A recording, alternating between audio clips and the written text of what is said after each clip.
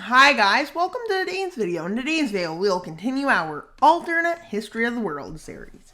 And you know how the Qing dynasty has been falling into civil war? Well, it gets better, guys. A new side breaks out, the Republic of China. Yep.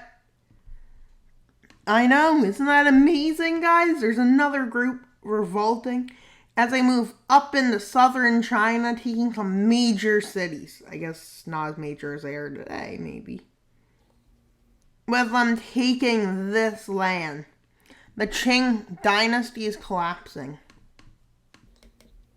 With communism gaining land, and guess what? I think there'll be a fifth group, guys. Let's make China into a rainbow.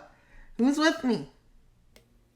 I don't know why we would do that, but yeah, let's just say it happens. And yeah, as we all know, China has major civil wars, with Inner Mongolia now joining the game. What even is this game? I don't even know. Well, the goal is first one to Beijing, except Xinjiang might not be able to do that. With the help of the Soviet Union, Xinjiang and the communist areas in China are doing well. And then let's see what Tibet does. With the help of Britain, Tibet does pretty well. Why is Tibet being helped by Britain? Because, yeah, they want a buffer zone between them and China. This is British Raj we're looking at. I'm not sure what its status was, but I kind of tried to make it to the best of my knowledge. And as you saw in the thumbnail, a few events are going to happen. Keep in mind, some of the same colors might be used over here, but just remember, this isn't the same Civil War. Why is that happening, you may be wondering? Why did they leave the alliance? They actually didn't. But they've fallen into civil war. Why? Because the Hungarians demand independence. Why wouldn't they? Despite the name, they probably weren't Austro-Hungary. It was made by Austria, with the Hungarian taking a really good attack as they take most of Transylvania out. And they are moving to take Budapest, which they quickly reach and take as Austria was unable to defend it. I think that was Budapest they came by. With them moving into Serbian land, not caring, and Bosnian, they've cut this much land and taken this much. But this is where Italy funds a small group of rebels. And what does a small group of rebels do? Yeah, you see. They take Italian lands back. And then what does Czechia do? Oh boy, this is getting fun. Look, even Czechia is revolting. Even the Czechs are revolting. Let's see what happens next. Ukrainian revolutions. You might be close, guys. Ukraine rises up.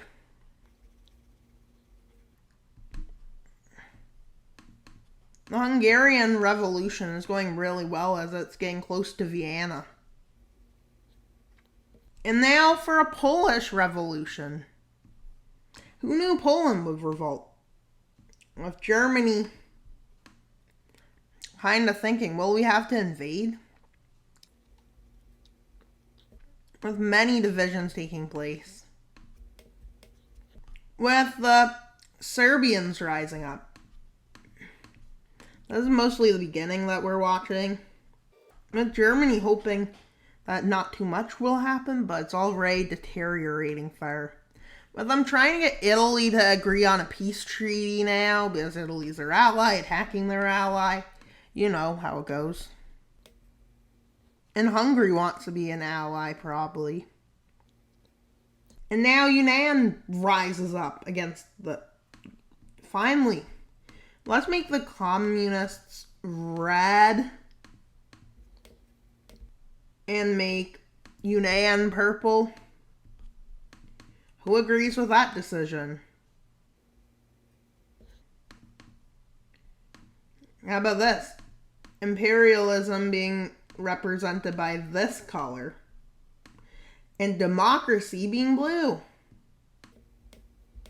Look, see? Democracy has turned blue. Oh, that's blue enough.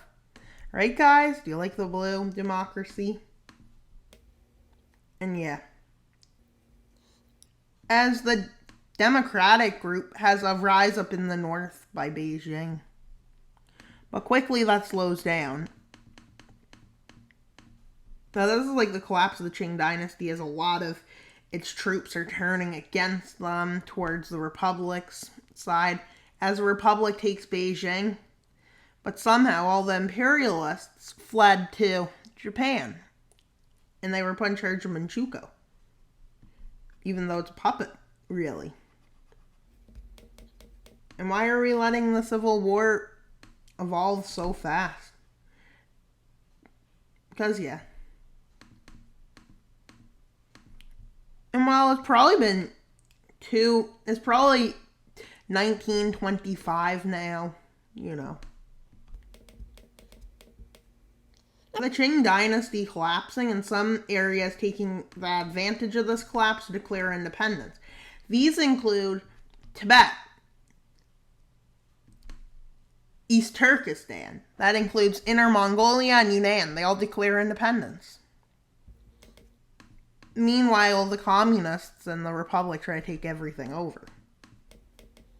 One sec. Now to pause. Dynasty on the brink of collapse, guys. Many things are going to happen as this happens. Well, also, as you can see, Yunnan is independent, Inner Mongolia, Tibet, and, of course, Xinjiang. With that first, at this time, with a lot of starvation, the communists that have a good advantage as some rise up in the east. It splits the Republic in two, but luckily the Republic is not using Beijing as their capital. They're using, what would they be using? I don't know, many cities down there. Is Handan a city? No, that's not. I don't know what they'd be using, guys. In Beijing Falls. But their government is not up there. And the communists think they have won the Civil War. But that's until something happens. A big famine happens in communist control. Despite the fact the communists said that everybody would get food. That's why the Republic fell back. And when it's found out it's wrong, a lot of people switch sides. Because they like to have a say, I guess. They don't like being told what to do. But then a stalemate locks in. A deadly stalemate. Let's go to the Austro-Hungarian area of contention. Okay, Hungary's having some revolution for the Serbs. But soon enough, Austria-Hungary will collapse. Italy tries to squeeze out, so does Hungary. Hungary's ready to just leave because they basically have what they want. So does the Italian lands. So they have a treaty called the Treaty of Budapest. And now to see it in full-scale action. So the places that have went out with treaties are going to be out of the war for a bit. And Italy's going to get a bit of land, and so the communists taking another counter-offensive as stalemate has broken this area. But with that fighting, not that big of a deal for the Republic, but then fighting breaks out up here, which goes in favor of the Republic. But then the fighting comes to the coast, goes in favor of the communists. It's basically become a back and forth, with the Republic outflanking the communists, and a lot having to flee by sea. Then they move this way. The communists make a little offensive, but their morale is starting to fade. As the Republic's excited to make China democratic, but yeah. And suddenly, but not randomly, Romania declares war on Hungary. Some other rebels want to join, but unfortunately, they're not doing that, having a stalemate there, so not really able to join. And now let's look at Serbia. Oh, the Yugoslavs. Oh, this is kind of happening. Doesn't mean anything great for them. Doesn't mean they're going bad, but yeah. For the moment, Austria and Hungary looked to be working together. But unfortunately, the Romanian troops and rebels were too strong for Hungary.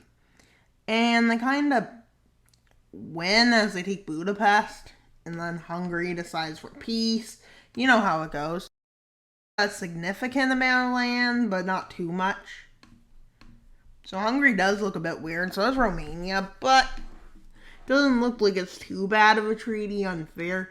And finally, after months and months and even a year or two of planning, because it's like 1926. Not that far into the future, but you know.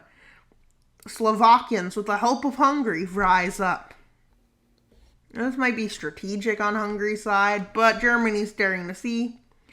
In order for Austria to survive, I might need to annex them.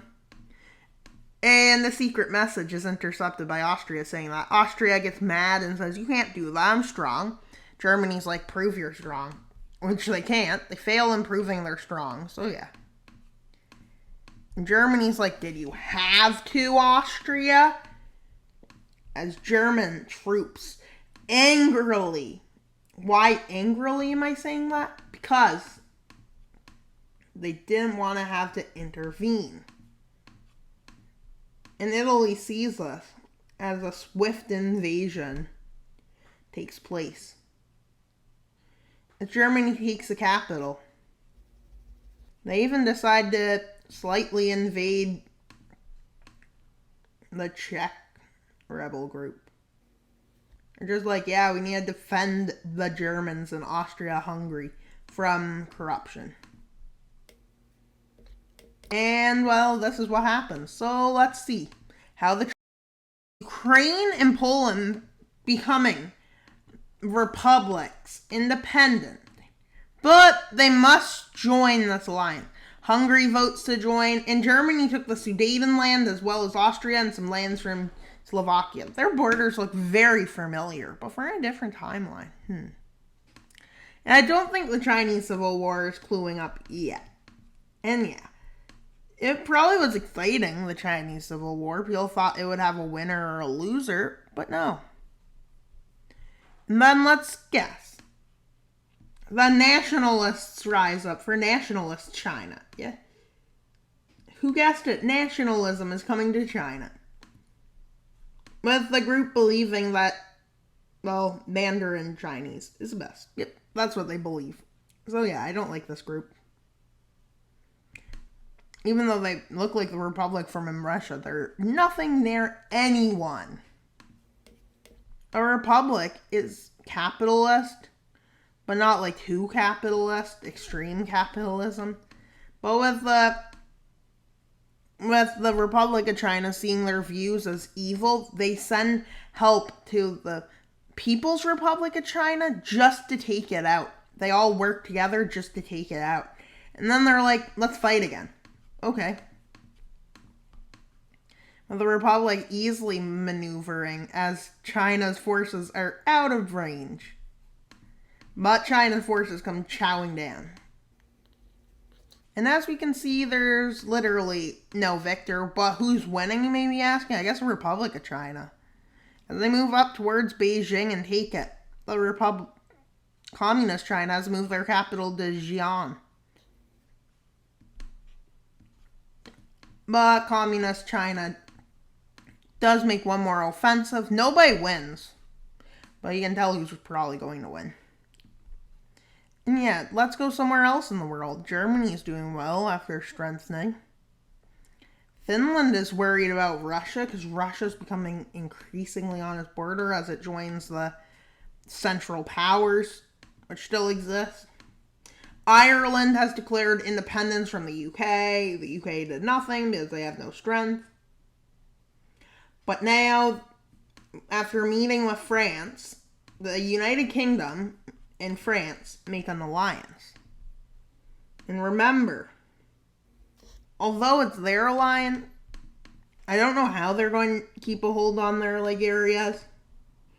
I guess their dominions let them use lands to get in. And then what else? The Dominions won't be on this map, probably. And yeah, that's what it looks like.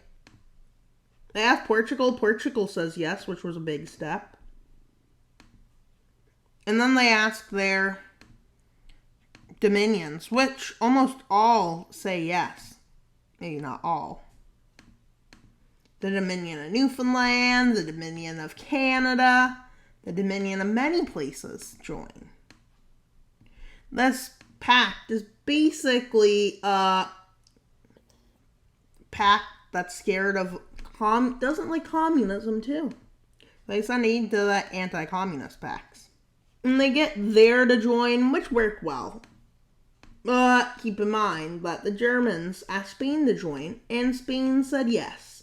Despite the fact it's probably going into a civil war soon, but now Germany has to defend it. And I have one more thing for today's video. Thank you for watching my video today, as it's meant a lot and it's been really helpful to this series. So if you could, please like, subscribe, and comment, and whatever else. And yeah. But before we talk about subscribing, a pact has just formed. It's called the Common. I don't know who won the Civil War, but I'm pretty sure it's the communists, right? Well, whatever it is, Russia signs a pact. And no, it's not the red going to be red like that. Maybe like this red is a good red for the pact. As it's Russia and these nations. This pact isn't that strong, because most of Russia's allies are weaklings. Wait, no, Japan added that. Sakhalin. And thank you for viewing this video. Now we're at 623 subscribers, which means we're 177 subscribers away from our goal at the end of the month. So please subscribe so we can get to there.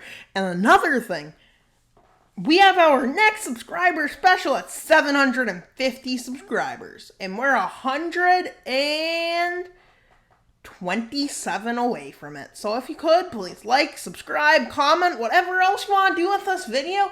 Thank you for watching. It's meant a lot, all of your support since I started my channel last year. So thank you. And that's all for today's video. Wild Mapper out. But after you like, subscribe, and comment, and share this video to whoever you know. Wild Mapper out.